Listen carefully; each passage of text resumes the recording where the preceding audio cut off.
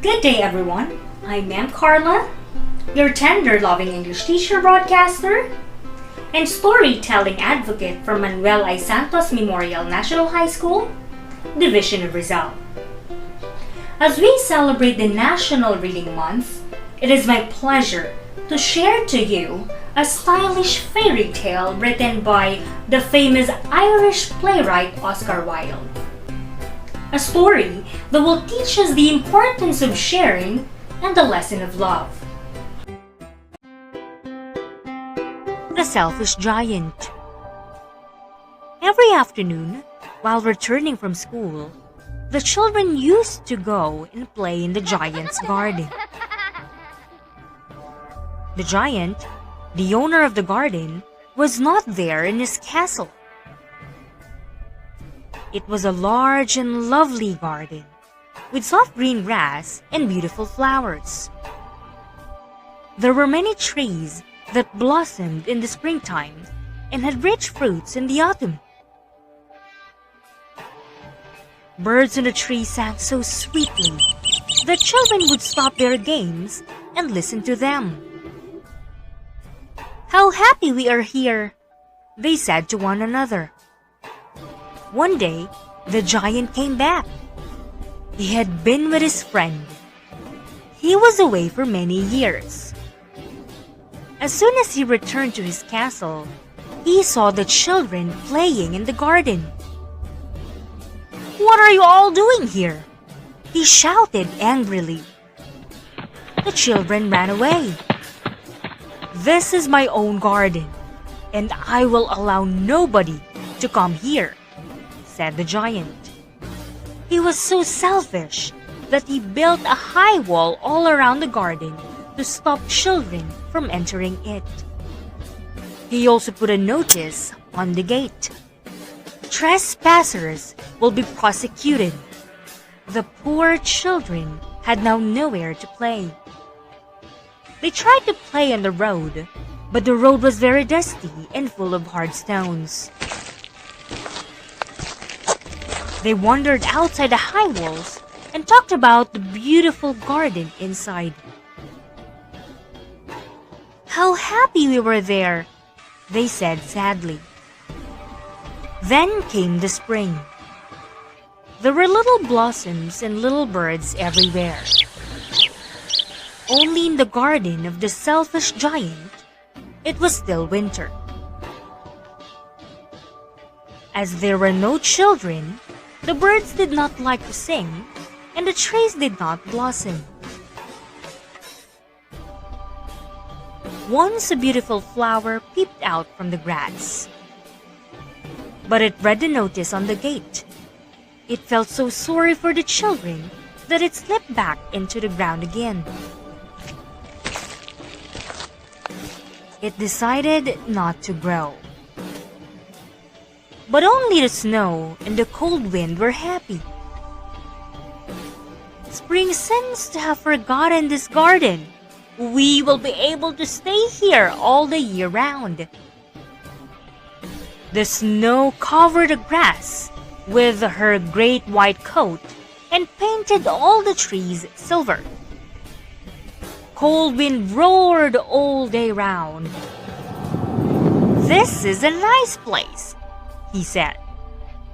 Every day for hours together he rattled on the roof of the castle and also ran around and round the garden as fast as he could.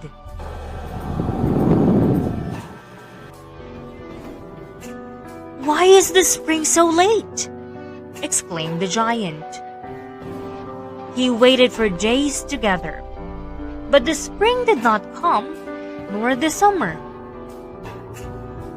The autumn gave golden fruits to every garden, but to the giant's garden, she gave none. "He is too selfish," she said, so it was always winter there in the giant's garden. The cold wind and the snow danced about in his garden. One morning, when the giant was lying in the bed, he heard some lovely music. It was very sweet. He thought it must be the king's musicians. But it was only a little bird singing outside his window. The cold wind stopped roaring. A fragrance came to him through the open window. "Oh, the spring has come at last," said the giant, and he jumped out of the bed and looked out.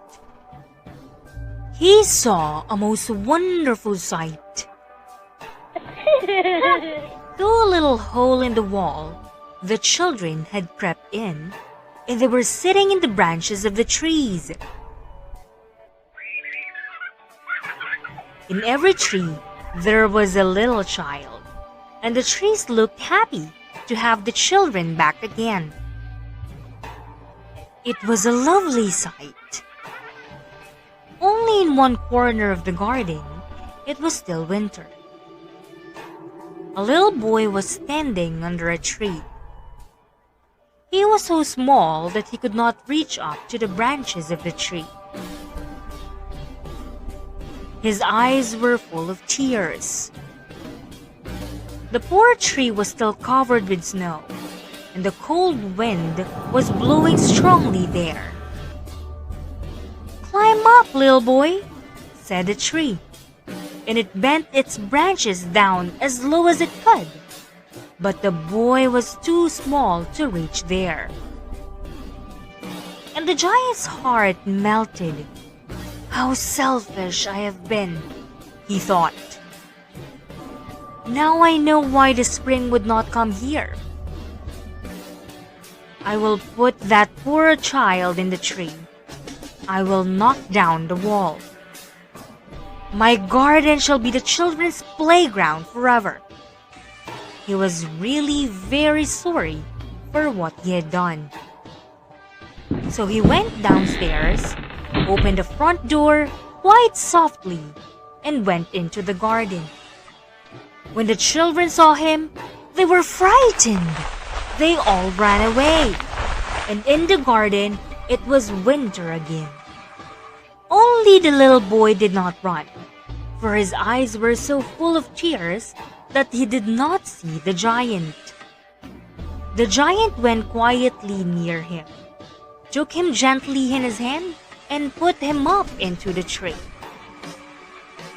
The tree blossomed at once. Soon, the birds came back and started singing. The little boy stretched out his arms and put them round the giant's neck and kissed him. The other children, when they saw that the giant was not wicked any longer, came running back. And with them came the spring. The giant took a big hammer and knocked the wall down. "It is your garden now, little children," said the giant. A fantastic story, isn't it? I know! And I'm sure that you realize that sharing is caring. We witnessed how the giant regretted being rude and selfish when the other seasons did not come to his garden. He felt lonely and sad. But when he opened his home to the children, he finally experienced real happiness. Oh, speaking of real happiness, we saw that it was the little boy who transformed the selfish giant into a loving one. Now, who would you compare the little boy to? Did I hear you say Jesus? Excellent!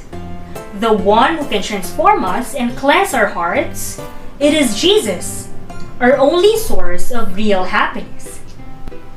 That's all for today. Again, this is Ma'am Karla, reminding you that it is good to count your blessings, but it is better to be others' blessing. Ciao!